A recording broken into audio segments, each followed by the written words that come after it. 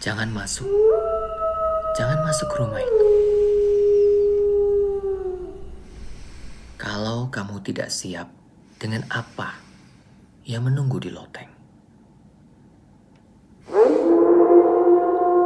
Karena di balik kursi rotan yang ada di atas, ada janji. Janji yang belum lunas. Inilah begini kisahnya.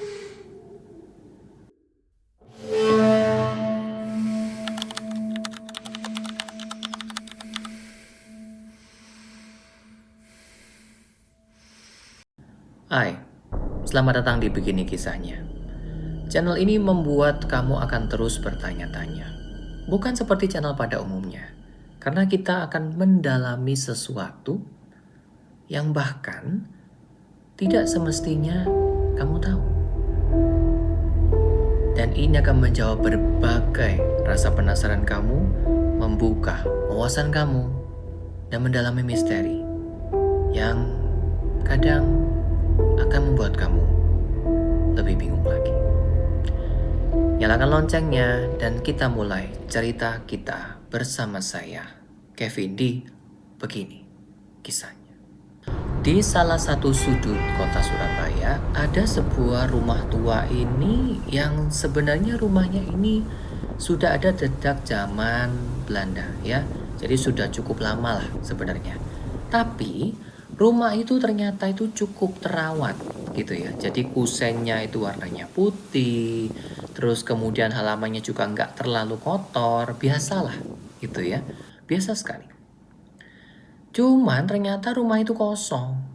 Kenapa kita tahu itu kosong? Karena beberapa tetangga di sekitar bilang rumah itu kosong. Memang ada penjaganya yang merawat, ada. Cuman biasanya paling cuma disapu aja gitu, dijagalah kebersihannya. Tapi meskipun rumah itu kosong ya, terasa rumah itu tidak kosong. Kayak ada apanya gitu di dalam. Kayak ada sesuatu yang di dalam.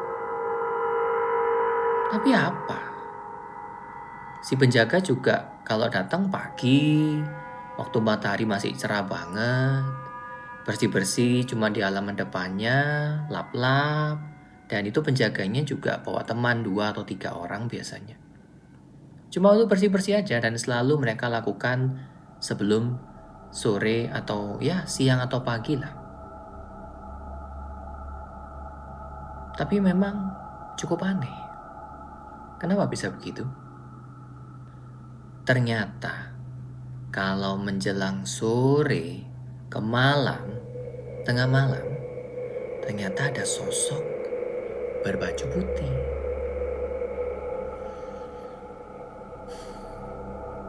Ternyata sosok ini muncul di langit-langit rumah. Kebetulan rumah ini 2 lantai ya. Jadi dia muncul di depan, di balkon begitu. Orang kalau lewat kelihatan. Dan rasanya aneh sekali. Siapa yang mau di sana? Malam-malam dan hanya melihat orang yang lewat. Dan itu kadang terlihat, kadang juga tidak. Tapi siapa itu? Dan apa yang ada di rumah itu sebenarnya?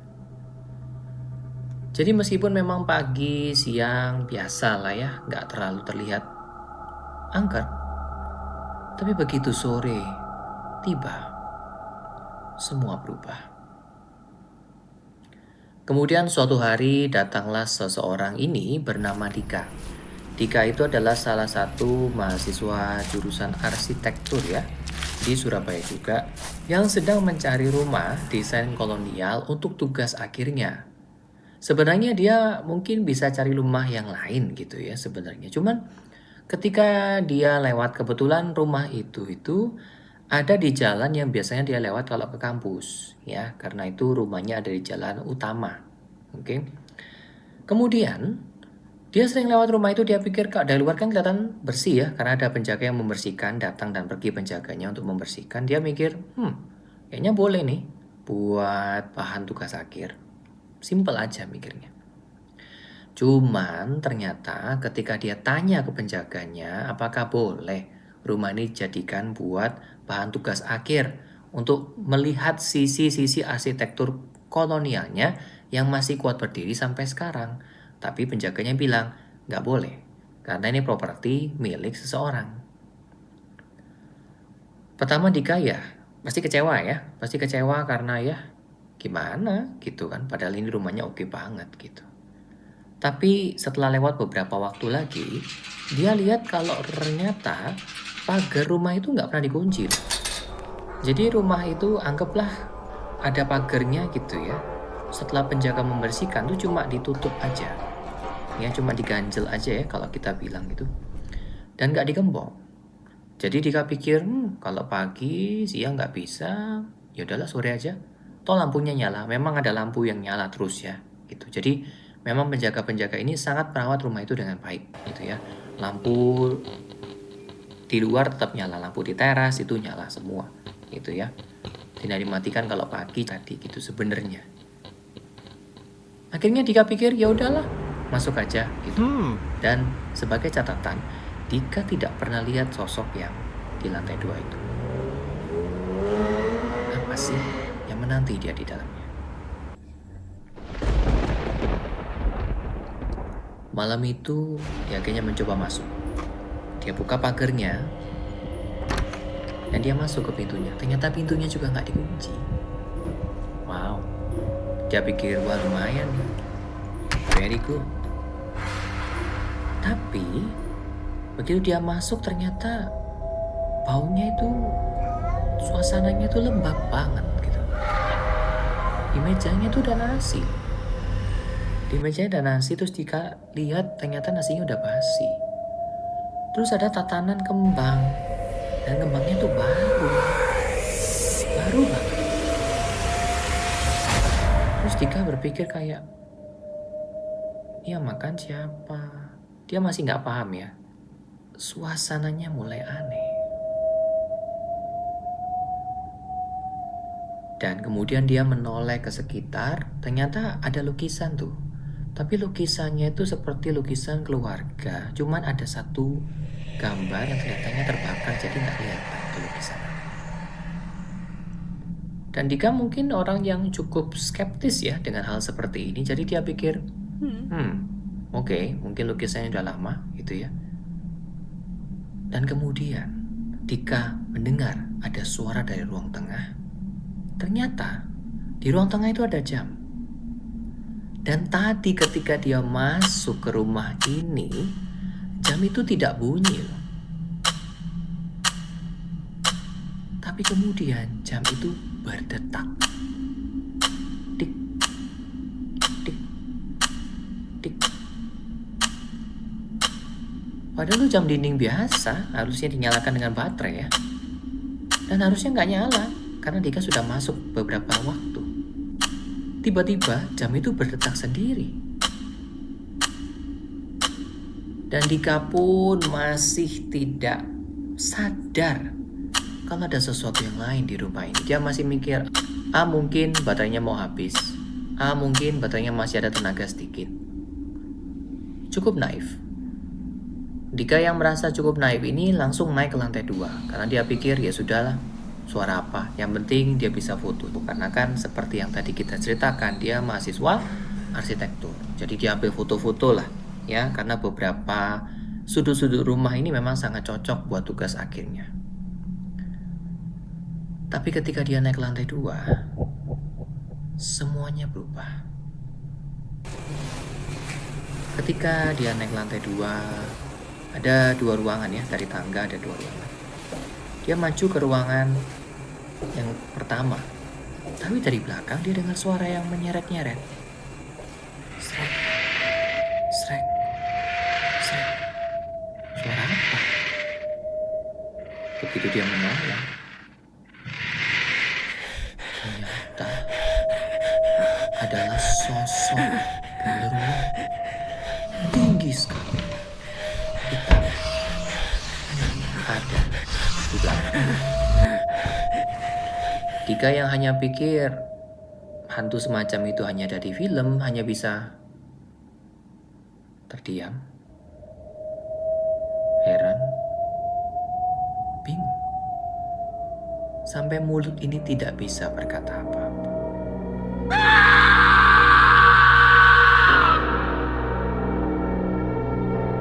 Udara menjadi dingin sekali.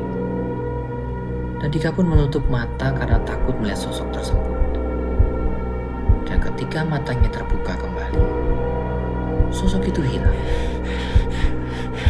Dan hanya tersisa bau amis dan belerang yang begitu kuat di lantai 2. Kemudian Dika berpikir, oke, ini sepertinya aneh. Jadi dia akhirnya mempercepat kunjungannya dan dia buka pintu di lantai 2 tadi. Dan ternyata ada kursi rotan yang ada dalam ruangan itu di pojok ya. Di pojok. Seperti kursi goyang ya zaman dulu. Tapi masih bagus loh. Di bagian lengan dari kursi itu ada yang merah-merah. Dika penasaran, Dika cek. Ternyata di kursi itu ada darah keringnya. Di sebelah kursinya, sandaran tangannya itu tadi. Dan kemudian ketika melihat ke dinding, ada tulisan samar sekali ya. Tulisannya adalah, kalau kamu duduk, kamu harus menggantikan. Dika merasa semakin aneh dengan rumah tersebut. Dia keluar, dia berjalan turun, dan pergi dari rumah itu dengan kepikiran. Kebetulan Dika kos di salah satu rumah kos di Surabaya yang tidak jauh dari rumah tersebut. Beberapa malam biasa saja. Tapi satu malam, ketika dia hendak tidur, dia merasa ruangan itu begitu dingin sekali. Dingin sekali. Dan kemudian dia merasa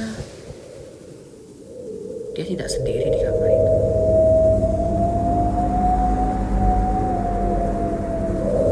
Dan ketika dia memandang ke samping, ke arah pintu kamarnya, terlihatlah sosok berbaju putih yang biasanya muncul di teras rumah yang Dika kunjungi. Yang Dika bahkan tidak tahu, tapi ternyata sosok itu muncul di depan kamar. Dan sosok itu berjubah putih, berambut panjang, dan hanya menatap Dika dengan tatapan kosong. Wajahnya tidak terlalu menyeramkan, biasa, tapi memandang dengan kosong. Dan Dika pun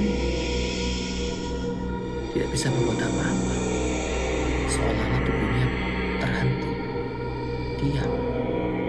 Akhirnya dia merapal doa dengan cara apapun yang dia bisa, dengan apapun yang dia yakini. Lalu apa yang terjadi? Terdengar teriakan yang sangat keras dan membuat para penghuni kos lain kaget dan membuat teman-temannya datang ke kamarnya yang ternyata tidak dikunci. Dan ketika dibuka, kamar itu kosong. Kemudian mereka lihat bahwa tidak ada barang yang hilang, tapi ada video yang sedang terputar di handphone Dika. Salah satu teman cek, dan ketika video itu diputar, hanya ada sebuah tulisan, "Ini saatnya kamu duduk di sini."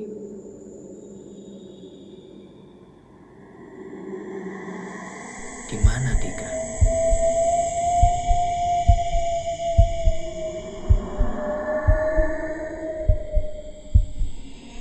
Ternyata kita kembali ke rumah itu di lantai 2. Di malam itu, Dika lah yang duduk di situ, tidak lagi bernyawa. Kadang-kadang orang yang hilang belum tentu hilang. Bisa jadi dia hanya pindah. Pindah karena sebuah kesalahan kecil yang tidak diduga. Maka dari itu, ada baiknya beberapa pintu, beberapa tempat yang tidak semestinya dibuka, lebih baik tidak pernah terbuka. Demikian kisah dari Dika dan sebuah misteri yang menyelimutinya. Buat kamu yang saat ini punya cerita-cerita menarik, baik tentang konspirasi, cerita horor, cerita misteri, atau sesimpel cerita-cerita yang tidak bisa dibuktikan dengan logika, bisa kamu kirimkan di emailnya yaitu yang ada di kolom deskripsi ya, di kevinword85@gmail.com, dan cerita-cerita yang terpilih bakal kita bawakan untuk kita bacakan dan kita ceritakan ulang di YouTube ini. Buat kamu yang baru datang, selamat datang di Begini Kisahnya, dan jangan lupa untuk subscribe dan tentunya like, komen, dan share video ini, dan nantikan kisah-kisah selanjutnya bersama saya Kevin di Begini Kisahnya.